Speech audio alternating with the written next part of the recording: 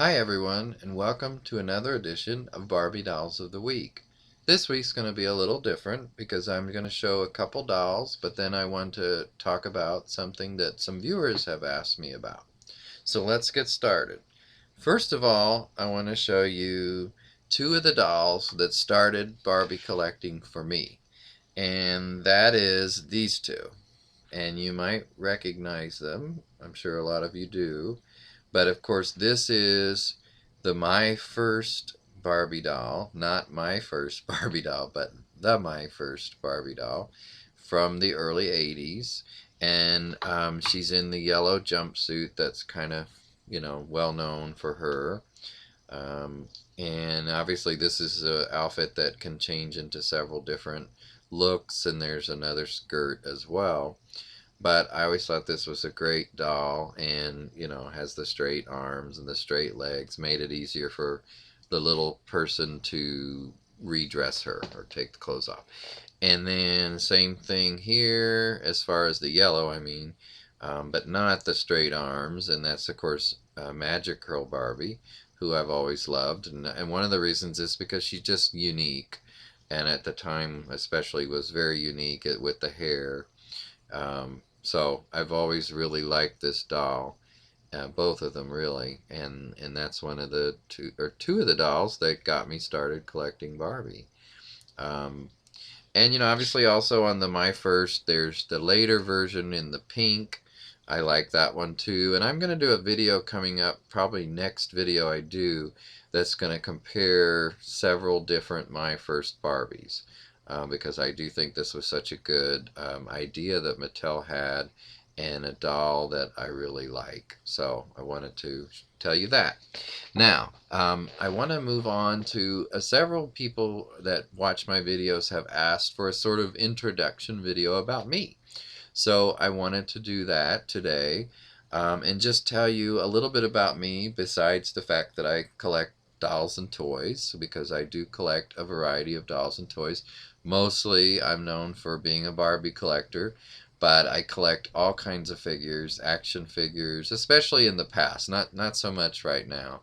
But I have all kinds of Star Trek and just all, aliens and Flintstones and all kinds of various superhero action figures. And also, Planet of the Apes is a big thing that I love. I love the movies about Planet of the Apes, including the newer ones that just recently came out in the last few years, and of course the classic Planet of the Apes movies. And I even like the one that a lot of Planet of the Apes fans don't like that Tim Burton did. So I like all of those. And I have some Planet of the Apes collectibles, definitely. Like, for instance, this guy. This is from the Tim Burton movie. And it was a character that Michael Clark Duncan, rest in peace, played. And I think the name was Attar. So, but anyway, this is a really cool figure. It can stand on its own. So I love Planet of the Apes. I have some great figures. I did a video, if you want to look at it on YouTube, um, on just Planet of the Apes toys that I have. So that's a big thing that I really do like a lot. Now, some other things about me personally. What do I do for a living? Well, that's something that a couple people have asked, just out of curiosity, and I don't think it's being too nosy or anything. I am a human resources professional. I've been in human resources for about 20 years. I work at my current job I've been at for over 13 years, and I work for a pharmaceutical company where we make drugs, believe it or not, and here in the Indianapolis area. And I've been doing that, like I said, for over 13 years, and I like my job and what I do. And I like what our company does, which is help people who are very sick with important drugs. So that's what I do for a living, and it's something that I've done in various settings, including manufacturing other than drugs, and also in a warehouse. I also worked for a staffing company. So just a little bit of background on my work situation. I'm from the state of Pennsylvania originally. I grew up in a little town in Pennsylvania called Fallcroft that's right outside Philadelphia. So I'm from the Philadelphia area.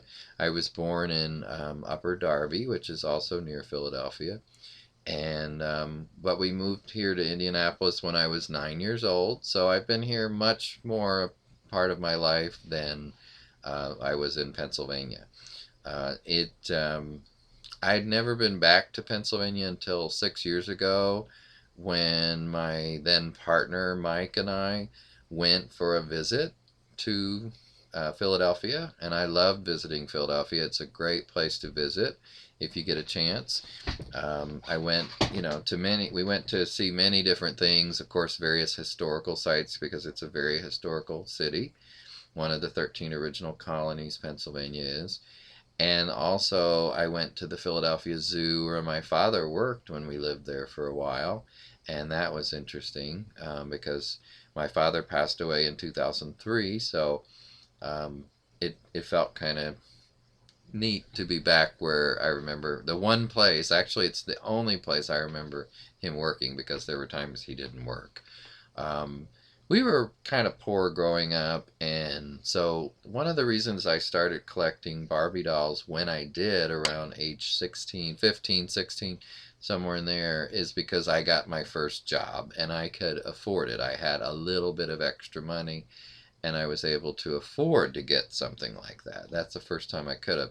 Not that my mom would have bought me even if we could afford it, would have bought me dolls before that, don't get me wrong.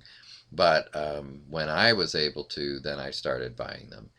There was a local store near our house called Airway, which later was bought by Target, and that's where I believe I started buying them first. And these were two of the very first dolls I bought. The Magic Curl and this My First Barbie. And I remember buying them, and it wasn't these exact dolls, but it was those were the ones. So anyway, that's a little bit of me. I have a sister and two brothers.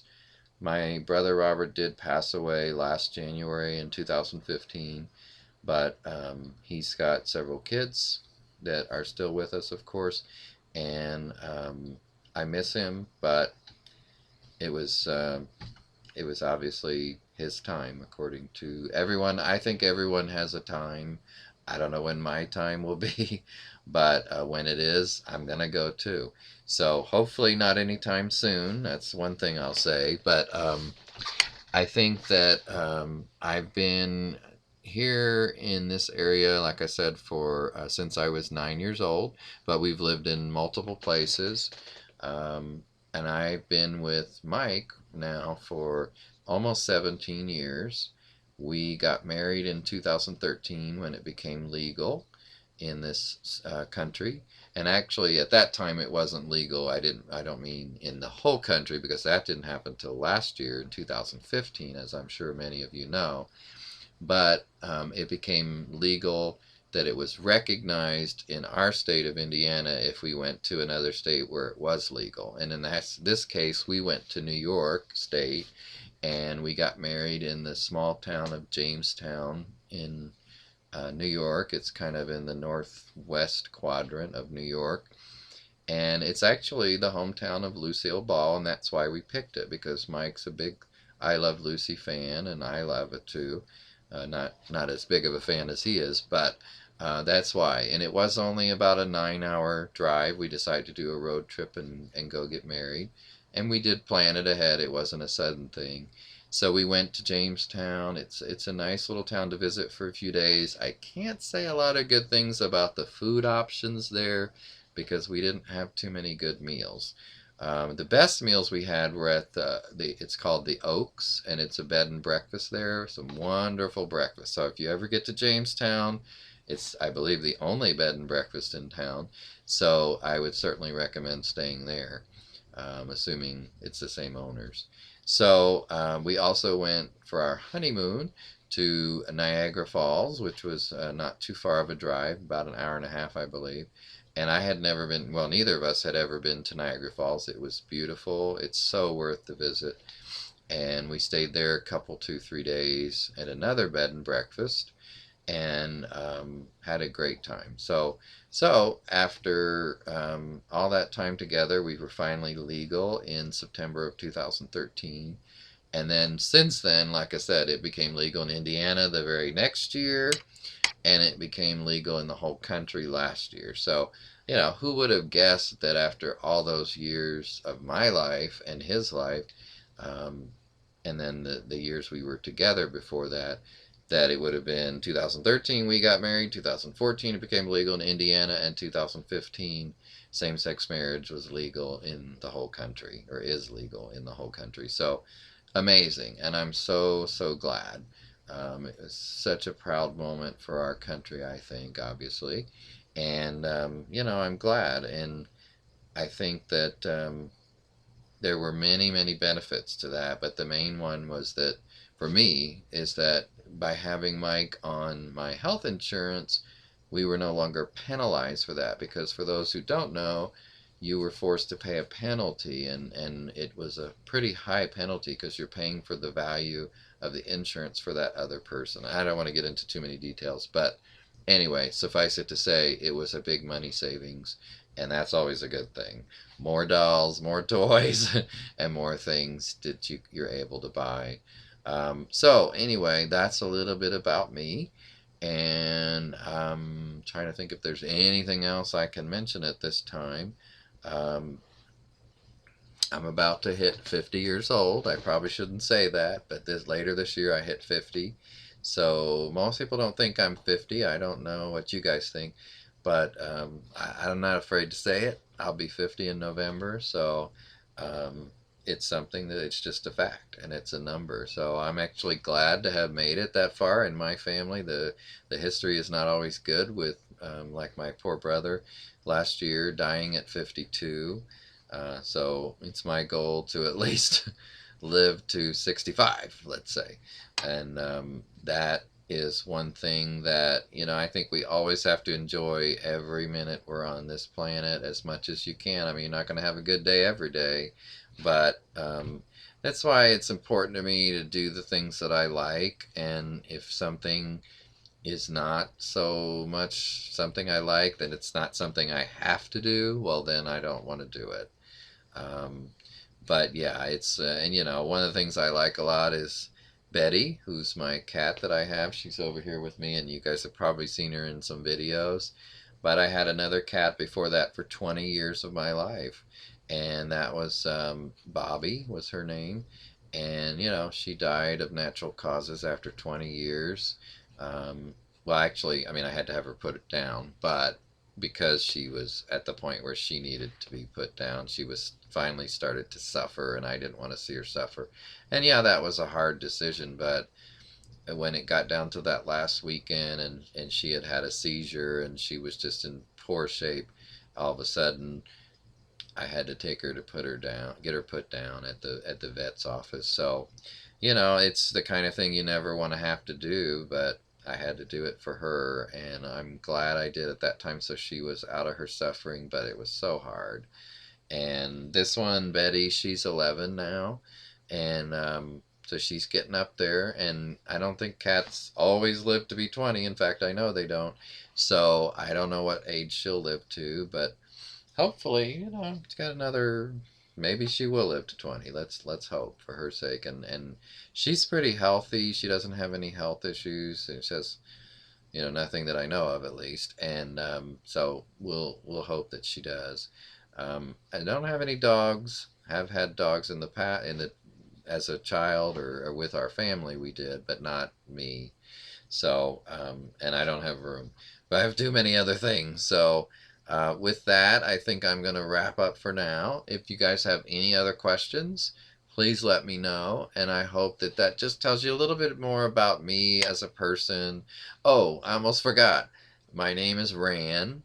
I was asked that. What's your first name? I mean, my video's under RF DiStefano. And by the way, that is how you pronounce it, is DiStefano. And there's different pronunciations in different areas, I'm sure, but ours is pronounced that way.